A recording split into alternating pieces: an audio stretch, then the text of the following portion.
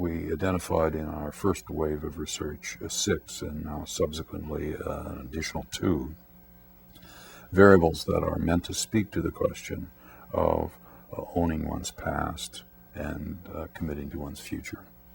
So the list of such variables, which is no longer than 6 or 8, includes things like to what extent have particular bands created facilities for the preservation of culture in their communities?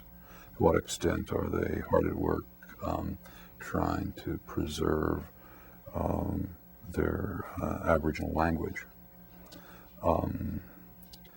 So there are variables of that sort that speak to the efforts on the part of Aboriginal communities to retain some sense of connectedness to their past.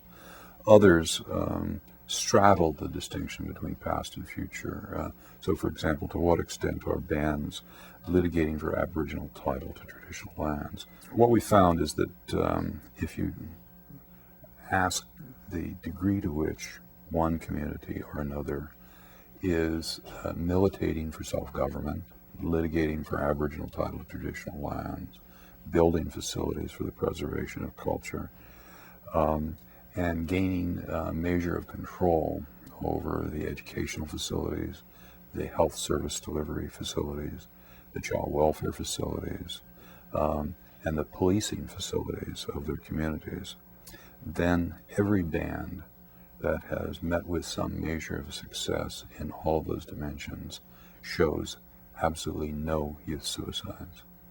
And every band that has so far failed to accomplish any of those markers of connectedness in time has a youth suicide rate more than 140 times the national average.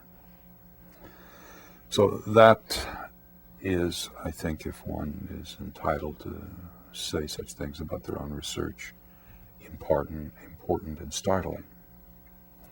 That is, it demonstrates that it's possible to identify a set of, one might say, protective factors or risk factors that either lead to a rate of youth suicide lower than the general population, or to a rate of youth suicide that, if left to unwind, would essentially reduce every Aboriginal community to 0 in 6 generations.